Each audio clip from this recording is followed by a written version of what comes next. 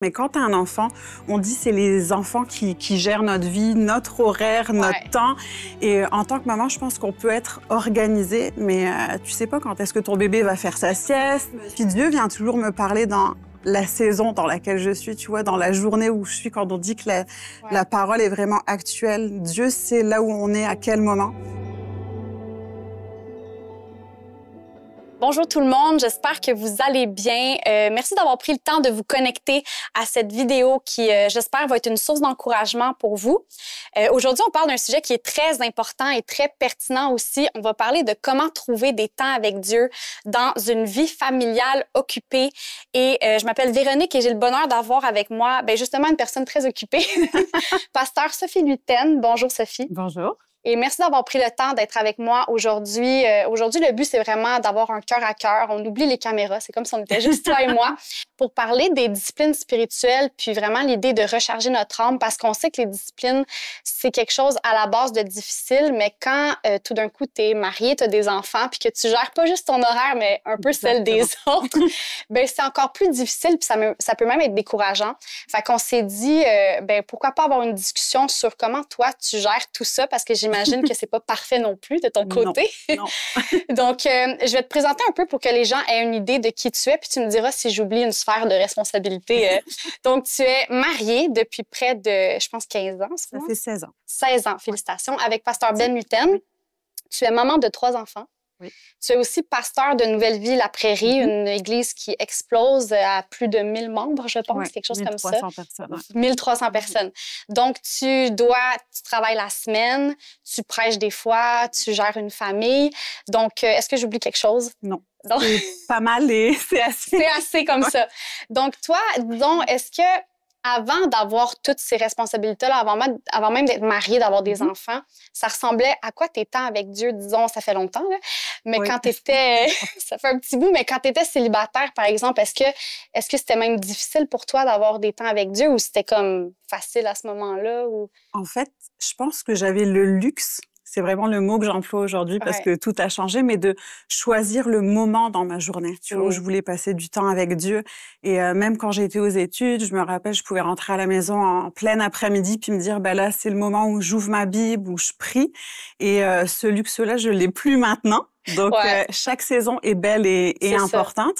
Mais ça a évolué au fur et à mesure des saisons. Mais je te dirais que les occupations, parce que je pense qu'on peut être célibataire, étudiant ou même à l'emploi, puis avoir une vie bien occupée. Donc, c'est plus la gestion du temps qui fait en sorte que moi, ça m'a aidée dans ma vie. Je pense que des fois, tu avais peut-être l'impression quand tu étais célibataire que tu étais hyper occupée et que c'était difficile de trouver des temps. Puis finalement, tu te dis, finalement, j'avais tout mon temps.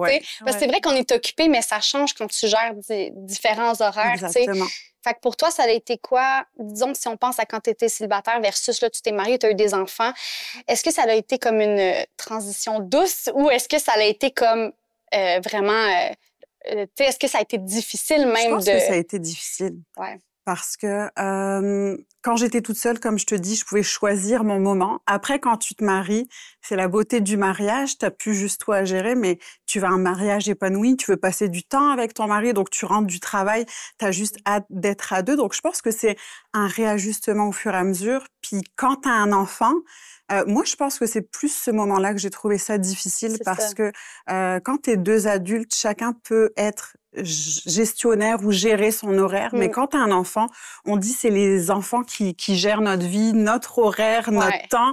Et en tant que maman, je pense qu'on peut être organisé, mais tu sais pas quand est-ce que ton bébé va faire sa sieste. Jusqu'à une certaine mesure. Exactement. Donc, je pense que ça a été ça qui a été le plus difficile. Puis aussi dans mes temps avec Dieu où j'avais plus ce moment, moi, toute seule avec lui. Donc, tu vois, j'ai dû un peu réinventer ou réajuster ma manière de faire où des fois, je passais mes temps avec Dieu et avec mon bébé. Là, tes enfants, ils ont quel âge? Dis-nous donc les âges. Mon plus vieux a 10 ans, mon deuxième a 6 ans et la petite, elle a 1 an. C'est ça, fait que t'as quasiment comme pré-ado, Exactement. qui commence à avoir sûrement ses petits moments d'attitude, Oui. mais tu as aussi un bébé qui est aux couches encore. Tu Ouais, sors d'un congé maternité. c'est ça. Puis j'ai mon petit gars qui apprend à lire, première année. Donc, c'est ça. Ouais, chacun a des besoins précis, particuliers. Puis parfois, il faut être partout en même temps. C'est ça. Donc, c'est un peu des fois difficile de se prioriser aussi, je dirais. C'est ça. Ça a été quoi, disons... ben là, comme là, à ce jour, tes temps avec Dieu, ça ressemble à quoi? Parce que est-ce que c'est toujours la même chose? Est-ce que tu arrives à avoir même une routine? Est-ce que c'est comme tu prends la journée comme elle est? Est-ce que tu arrives à avoir une régularité? Comme dis-nous tout. À quelle heure tu te lèves, mettons? La semaine, je me lève à 5h45. Okay, ton cadran, il sonne à 5h45. Ouais. Le samedi, c'est pas mon cadran qui me réveille, c'est mes enfants. Okay. Et le dimanche à 5h, parce que c'est la journée. Puis quand tu te réveilles à 5h45, ça, c'est quand tes enfants se sont pas réveillés avant toi. Quand tout va bien. C'est ça, parce que si tu as eu une nuit, disons, ta fille, qui est la plus jeune, si elle n'a pas dormi de la nuit, ton cadran, tu peux pas... Ben là, je pense qu'au bout du 3e, Dieu m'a bénie parce qu'elle dort bien. Elle dort, bon, OK. C'était plus mon 2e et mon 1er que c'était un petit peu plus difficile s'il y a des jeunes mamans qui nous écoutent. Ouais. Moi, je me rappelle, mon 1er dormait bien la nuit, mais la journée, il dormait quasiment pas. Donc, c'est une torture. Ouais. Donc, quand je voulais avoir ces temps avec Dieu, il n'y avait jamais de bons moments. Donc, tu vois, j'ai dû réapprendre ma manière de faire. Puis, quand il dormait, s'il dormait sur moi, ben, c'est à ce moment-là que je lisais ma Bible. On était moi, lui et Dieu, les trois ensemble. Dieu comprend. C'est ça. Ouais. Puis, mais maintenant, je te dirais que j'ai plus une routine où je me lève le matin à 5h45. Puis, dans le calme de la maison. Je te dis, je fais vraiment des petits pas parce que... C'est les seuls moments, finalement, que tu peux être toi toute seule. Parce que sinon, une fois que les enfants sont réveillés, c'est terminé. Ouais, c'est terminé. Fait que là, quand tu te réveilles à 5h45, mettons, tu fais quoi? C'est quoi ton... Est-ce que ça ressemble... Est-ce que c'est toujours la même chose, ton café? Je prie que mes enfants ne se réveillent pas. C'est ça. Première prière, c'est ça. C'est ma première prière. Je prends mon café, je me mets à ma table sur la salle à manger. Parce dans que ta moi, cuisine, dans ma cuisine, mon café, petite lumière, là, vraiment... que ça soit trop violent. Ouais, il fait noir dehors. J'ouvre ma Bible. Puis ma première étape, c'est vraiment de remettre mon cœur, mon temps à Dieu. Tu vois, c'est vraiment comme ça que je le fais. Après, j'ouvre ma Bible. Je lis 1, 2 chapitres en fonction du temps que j'ai. Tu vois, je vise toujours... quand tout va bien, ça peut que j'ai mon 45 minutes, ça peut arriver. J'ai un 45 minutes où je peux lire, où je peux prier, où je peux méditer. Tu fais rien de bruyant, j'imagine? Non. Fait que tu peux pas mettre du worship? Non. Et puis tu vois, je pense que j'aime que ce soit calme.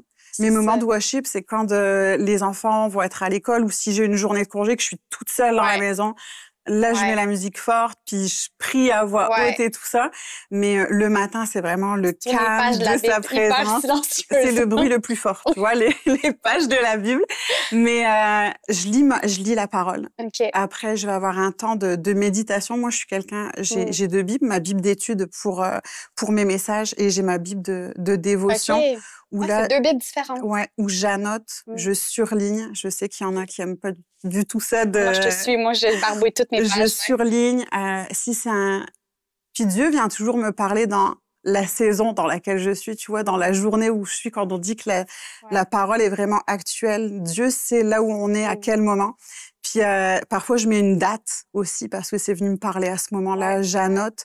Après, je vais avoir un temps de méditation sur ce que je viens de lire. Puis après, vraiment, mon temps de prière pour ma journée où je vais tout remettre à Dieu. OK. Fait que ça, normalement, c'est comme ça que ça se passe, une journée dans la vie de... Ce matin, c'était comme ça. Hier, mon plus vieux s'est réveillé très tôt, puis il était là avec moi quand j'ai fait... C'est ça. Comment tu gères, disons, le sentiment de t'as essayé de prendre un temps avec Dieu, tu as un enfant qui était malade, le lendemain, il est encore arrivé quelque chose, cette espèce de sentiment de ma vie m'appartient plus, puis on dirait que je m'ennuie de Dieu ou de mes tantes. Comment tu gères ça? En fait, ce qui m'a aidée, c'est que je me suis dit, je fais ce que je peux faire. Dans le sens où, tu vois, je mets mon alarme, je mets mon cadran et je me réveille pour être seule. Mais si mon enfant me rejoint dans ce temps-là, ben je veux pas me limiter puis tout arrêter. Fait que tu arrives à le faire quand même, c'est juste qu'il y a un enfant à côté. Je vais avoir mon temps de prière plus dans le silence. Puis c'est déjà arrivé que j'avais un des gars qui était à table, puis « Ah, mais tu lis quoi? » Ou des fois, ça amène un petit peu des discussions à 6 heures du matin. Donc, tu vois, même, c'est déjà arrivé hier, mon gars, je dis, ah, tu reprends l'école, est-ce que tu veux que maman le prie pour toi, quelque chose de particulier? OK. Puis, il y a des fois où, ben, c'est pas juste un qui se lève, mais les deux. Là, Donc, c'est une cellule de ouais, prière. C'est un groupe de pas prière. tant parce qu'ils veulent jouer, ils veulent Ben, c'est discuter. ça. Donc, je vais vraiment prioriser peut-être ma lecture, Ouais. puis avoir un temps de prière à un autre moment Ouais. quand je le pourrais Mais c'est bien que dans ma journée. tu gardes le temps avec Dieu quand même parce que tu pourrais juste. Tu sais, l'idée de ben, je vais le faire, ça va juste être différent. Puis mes enfants vont être à côté. S'ils me posent des questions, je peux prier avec eux, mais de ne pas abandonner quand même. Non, parce que je sais que dans ma journée, j'aurai aussi autre chose à faire. C'est ça. Au final. Ouais, tu n'auras jamais le Ouais. temps. Fait que, Ouais. OK. Puis c'est très intéressant. Puis est-ce que par rapport à ça, justement, quand toute l'idée. Parlons de la culpabilité parce que je pense que j'ai l'impression que pour une maman, tu peux avoir la culpabilité vis-à-vis de Dieu parce que tu as l'impression que ça fait trop longtemps que tu as passé un temps avec lui, mais que quand tu choisis, toi, de te prioriser puis de là prendre un temps avec Dieu, on dirait que tu peux te sentir mal par rapport à tes enfants. Fait que comment toi, est-ce que la culpabilité, ça fait partie de... Oui.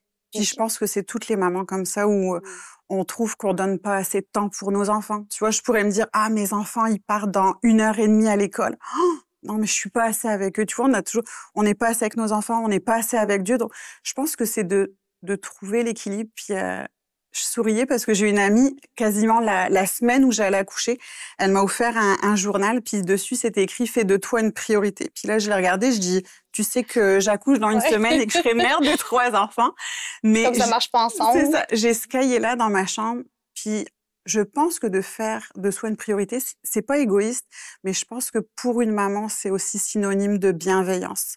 En tout cas, c'est ce que j'ai appris après 3 enfants, où quand je vais venir dans la présence de Dieu recharger mon âme, tu sais, rechercher le fruit de l'esprit, la patience, l'amour, ben, je vais aussi être une meilleure maman, je vais être aussi dans mon travail une meilleure pasteur. Tu vois, donc vraiment pas de vivre avec ce sentiment de culpabilité. Je pense qu'on l'aura toujours un peu parce qu'on se sent jamais assez à la hauteur en tant que peut-être femme ou maman. Mais c'est vraiment de se tenir aux objectifs peut-être qu'on se donne et d'être flexible aussi. Ouais, ça doit passer par le renouvellement des pensées aussi, j'imagine, de refuser même si tu dis que toutes les mamans ont cette culpabilité-là, on l'entend souvent, mais de refuser à quelque part parce que ça n'a pas de fruits positifs, la culpabilité, finalement. Puis de se dire que, ben, moi, je me rappelle, juste pour donner un exemple, peut-être pour des mamans qui ont des bébés, parce que moi, là, ma petite a 1 an, donc c'est différent, elle a commencé la garderie, mais il y a un moment donné où j'étais à la maison, puis j'avais les enfants à la maison et j'étais jamais toute seule, puis je me sentais justement coupable de pas avoir assez de temps avec Dieu. Je me disais, dans ma vie spirituelle, c'est pas assez bon, j'ai pas assez de temps avec Dieu, mais il a fallu que je trouve des façons de faire où on allait prendre une marche, j'allais au parc, et puis oui, j'étais pas juste concentrée sur mon moment avec Dieu, mais mes enfants pouvaient courir. Ma Bible, c'était peut-être pas la version papier, mais mon cellulaire. Puis je le faisais de cette manière-là, mais de trouver peut-être des clés. Puis parfois, c'est d'en parler aussi avec des amis ou d'autres mamans. Comment toi, tu le vis, comment toi, tu le fais. Parce que moi, c'est cette façon-là, mais je pense qu'il n'y a pas 2 mamans qui peut avoir la même manière de faire aussi. C'est ça, c'est comme si c'est une question de perspective un peu, d'accepter. Tu me disais quelque chose quand on en parlait que j'avais trouvé tellement beau, c'est de se dire que chaque saison est différente, puis tu peux pas comparer les saisons. Puis tu avais dit quelque chose, peut-être que tu peux en parler là, mais le fait que Dieu comprend, qu'il sait la saison dans laquelle tu es. En fait, Dieu comprend parce que c'est lui qui les permet. C'est ça. Donc je me dis, même dans ma relation avec Dieu, c'est pas une obligation, mais une invitation de la part de Dieu. Donc Dieu est pas là en train de me regarder, tu passes trop de temps avec tes enfants ou c'est ça. Tu comprends, il y a pas un jugement, mais vraiment une grâce. Et je pense que Dieu comprend nos saisons, Dieu va au rythme de nos saisons. Et puis il voit aussi les motifs de notre cœur. Ouais, c'est ça. Est-ce qu'il y a eu pour toi, tu sais, parce que tu as dû vivre des saisons de découragement là-dedans, que c'était juste difficile, puis tu dis, ma vie, qu'est-ce que ça devient? Mais est-ce qu'il y a comme des choix ou je sais pas, quelque chose que tu as dû te rappeler ou même quelque chose de pratico-pratique que tu as dû mettre en place que, quand j'ai commencé à faire ça ou à me dire ça, ça a été comme un game changer. Est-ce que tu penses à quelque chose de... Un des game changers, je pense, dans mon rôle peut-être de de maman ou dans ma vie occupée, je dirais, de pasteur, d'épouse et tout ça. C'est la manière dont... Moi, je te dis, je suis une fille du matin. Et c'était vraiment de ne pas ouvrir mon cellulaire le matin. Ouais. Et ça a été une décision que j'ai dû prendre parce que souvent, j'ouvrais mon cellulaire le matin, puis je voyais tous les courriels que j'avais reçus, auxquels je répondais. Puis des fois, je me disais, ah, tu sais, je vais prendre 5, 10 minutes. Mais c'est jamais ça. Puis en fait, chaque courriel devenait important. Puis dans chaque courriel, me rappeler, ah, j'ai tel meeting, il faut que je sois prête pour tel. Puis je me sentais comme submergée. Après, je me disais, ah, là, il faut plus que j'ouvre mes réseaux sociaux le matin. C'est une discipline, hein? Ouais. Puis au début, pour être honnête, c'était pas évident de pas ouvrir mes courriels par mes réseaux sociaux. Je me disais, ah, ça va durer 2 minutes. Ouais. En fait, je me rendais compte que 2 minutes devenaient 5 minutes, devenaient 10 minutes. Et en fait, c'est le temps que je prenais pas avec Dieu. Ouais. Parce que tu vas sur tes réseaux sociaux, puis c'est vite que tu t'évades. Puis même mon âme, en fait, était plus nourrie par ce que je voyais ou par la quantité de travail que j'avais à faire que de la présence de Dieu. Puis je commençais mes journées, puis tout s'accélérait, les enfants se levaient. Donc, il a fallu que je prenne cette décision. Et ça, c'est un choix que j'ai fait et qui fonctionne bien. Ouais. Puis je me dis, T'as vu la différence? Ah, vraiment. Je me dis, si j'ouvre mon cellulaire, en fait, je me donne le droit juste d'aller sur ma Bible application. Puis mes réseaux sociaux sont à la dernière page intentionnellement parce que je savais que... Ton sel, est-ce que pour ça, tu le mets... tu sais, je sais qu'il y en a qui mettent même pas leur cellulaire dans leur chambre ou quelque chose. Il est dans ma chambre. OK, c'est juste que tu te dis, je regarde pas il est en mode nuit, concentration. OK. Puis, fait que tu le prends limite pour aller sur YouVersion si tu veux, mais tu touches pas à... Instagram. Non. Puis j'ai vu que ça faisait une différence dans la manière où mon âme aussi était renouvelée. Ouais. Je me suis dit, la première voix que je veux entendre le matin, c'est la voix de Dieu, pas la voix des mauvaises nouvelles. Mais ça, c'est une discipline que j'ai dû mettre en place dans ma vie puis qui a fait un grand changement. Ah ouais, j'imagine. Oui, parce que, comme tu dis, le matin, ça commence... Puis si...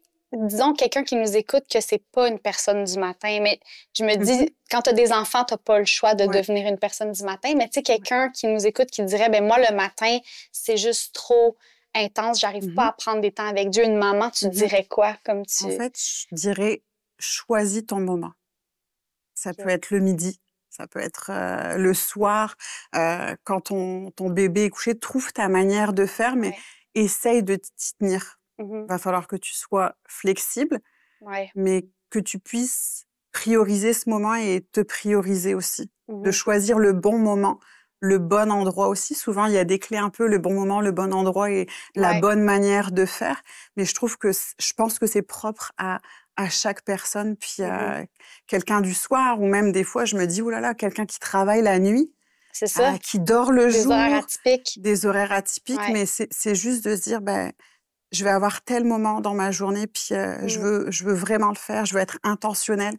Puis des fois, un 5 minutes peut devenir un 10 minutes. On dit l'appétit vient en mangeant. C'est ça, oui, vraiment. Et, je pense vraiment que au plus on sent les bénéfices que ça apporte dans notre vie aussi, les quelques minutes qu'on passe dans la présence de Dieu, je pense que ça change toutes les minutes qu'il y a au cours de notre journée, dans nos meetings, dans nos relations, dans toutes choses.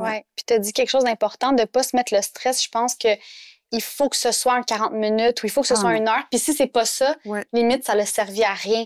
Alors qu'en vrai, des fois, tu ouvres ta Bible puis juste un 5 minutes à lire un verset que Dieu utilise pour te parler, c'est de pas non plus sous-estimer l'impact que ça peut avoir. Exactement. Plus la qualité que la quantité. C'est ça. Tu vois, puis je pense que Dieu sait, puis que par un verset, il peut venir simplement nous parler dans le moment dans lequel on se trouve précisément dans notre journée, mais vraiment, d'avoir un cœur ouvert, disposé, disponible. Puis je dirais que c'est pas toujours waouh et puis incroyable. Glorieux. Non, vraiment, parce que des fois, on se dit, je vais vivre des temps forts dans la présence de Dieu.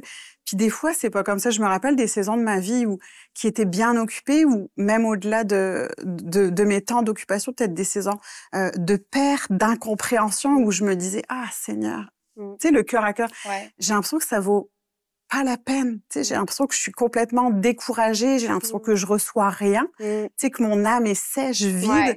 Mais pourtant, c'était les moments où j'en avais le plus besoin. C'est ça. Tu vois, de venir dans sa présence où un peu, notre âme, c'est un peu comme une batterie. Tu sais, quand elle est rechargée et pleine, c'est vert, puis des fois, on tombe au rouge. Puis il y a des fois où j'ai dit, je suis tellement dans le rouge, à quoi ça sert? J'ai rien à te donner, j'ai rien à t'offrir. Mais c'est comme si que c'est ça le point. C'est ça. Mais le Saint-Esprit vient me dire, en fait, viens juste pour recevoir. Tu sais, lis la parole, reçois juste le calme de la présence de Dieu pour recharger mon âme, recevoir de sa paix. Puis je pense que c'est là aussi peut-être où j'ai vécu le plus de moments forts dans la présence de Dieu. Ouais, puis je pense que ça va parler à beaucoup de parents, ce que tu dis, parce que j'ai l'impression que les enfants, tu sais, vous les aimez de tout votre cœur, mais ils tirent du jus. Tu sais, c'est que j'ai l'impression qu'une maman, ça pense à tout le monde avant de penser à elle-même. Fait que souvent, ta posture quand tu arrives dans tes moments avec Dieu, ça doit pas toujours être un petit rayon de soleil plein de joie et plein d'énergie. Au contraire, c'est justement, t'es vidée, t'es peut-être inquiète pour tes enfants aussi. Tu sais, c'est beaucoup d'émotions à gérer, là. Des fois, t'arrives puis tu penses juste... il y a telle chose pour l'école, tel rendez-vous médical ou sa journée. C'est comme si on dit que nos enfants sont des éponges, mais nous aussi un peu, tu vois, où on voit qu'il est pas bien dans cette journée-là, ça s'est pas bien passé à l'école, puis c'est comme si qu'on prend tout, mais on se dit, OK, Seigneur, je te les donne, en fait. Avant d'être mes enfants, c'est tes enfants, puis équipe-moi, renouvelle mes pensées, renouvelle mes paroles, que je puisse avoir des temps avec lui. Pas des grands discours, mais que même quand ils me rejoignent le matin puis qu'ils me lisent voir ma Bible, « Ah, maman, qu'est-ce que tu fais? » Ben, tu sais, Jésus peut t'aider dans ta journée. Je te dis pas que c'est tous les matins comme ça, mais que, tu sais, qu'on puisse être conscient de la puissance de Dieu, l'impact que ça peut avoir dans leur vie. Est-ce que toi, il y a un verset que je pense à ça comme ça, un verset que Dieu a utilisé dans ta vie ou quelque chose que même encore aujourd'hui, tu te redis ou tu sais, quelque chose auquel, une parole auquel tu t'es accroché qui a été vraiment significative dans ces saisons, tu sais, quand c'est plus difficile, par exemple? Moi, le verset aussi qui m'encourage dans les saisons peut-être plus difficiles ou occupées, en fait, qui sont toujours occupés. C'est dur de trouver un moment où on n'est pas occupé parce que même tu peux te dire, c'est la période des vacances, mais t'es occupé parce que t'as les enfants. C'est ça. Mais moi, le verset, vraiment, c'est un jour dans tes parvis vaut mieux que 1000 ailleurs. Tu vois, un jour dans ta présence vaut mieux que 1000 ailleurs. Puis, je peux être occupée de partout, mais il n'y a rien qui peut... m'aider autant que la présence de Dieu, tu vois, où je peux recevoir autant de lui, me préparer pour ma journée. Mon meeting va être important, mon message de dimanche va être important, la manière dont je vais être avec mes enfants. Mais je pense que s'il y a un moment qu'il faut pas que je manque, qui est essentiel pour mon âme, c'est d'être dans sa présence où il n'y a pas d'inquiétude, il n'y a pas de soucis, où je peux venir le cœur plein, la tête pleine aussi, puis me décharger pour repartir recharger de sa présence. Mais je pense que c'est puissant, ce verset-là, parce qu'il faut changer la perspective des fois que j'ai l'impression que ça peut être un piège de penser j'ai tellement de choses à faire, puis en plus, il faut que je passe un moment avec Dieu. En plus, il faut que je lise ma Bible, alors que c'est l'inverse. C'est que quand tu viens dans la présence de Dieu, c'est ça qui te recharge, c'est ça qui va changer tout le reste. Tu sais. Je lisais un jour, je sais plus l'auteur, mais qui disait Dieu ne doit pas juste être en haut de notre to-do list, notre liste de tâches, mais au centre de toute chose. Amen. Puis je pense que quand on le priorise, en fait, directement, il devient au centre de notre journée, de nos occupations. Tu vois clair pour le reste. Exactement. C'est vraiment bénissant de t'entendre. Est-ce que tu aurais un conseil ou un mot d'encouragement final, disons, pour une maman ou un papa qui écoute, mais qui est vraiment découragé, qui voit plus le bout parce que là, il aime ses enfants de tout son cœur, mais c'est vraiment drainant, puis il n'y a plus de relation avec Dieu, puis il a l'impression que c'est plus par où commencer, puis juste une parole peut-être pour... Moi, je dirais, ne minimise pas le peu de temps que tu peux avoir avec Jésus, puis essaye. Essaye de le faire. Ça sera pas parfait. Et aujourd'hui, je partage la manière dont je le fais, mais il n'y a pas des semaines parfaites. Pour être honnête, il n'y a aucune semaine qui est parfaite, mais commence quelque part, trouve ta manière de faire. Moi, je l'ai dit tantôt, c'est d'avoir mon temps toute seule chez moi, mais peut-être c'est d'aller marcher, trouve ta façon de faire, puis Dieu, c'est là où tu es en ce moment. Puis comme je l'ai dit, c'est pas une obligation, mais vraiment une invitation à venir dans sa présence. Alors, Amen. Merci, Sophie. Merci d'avoir été là. Puis on espère que ça a été bénissant, que ça a été encourageant aussi. Puis si vous avez aimé la vidéo, n'hésitez pas à la partager, à l'aimer, à la commenter aussi parce qu'on veut qu'un maximum de personnes puissent avoir accès à cette discussion. Donc, merci à tous d'avoir été là et à très bientôt.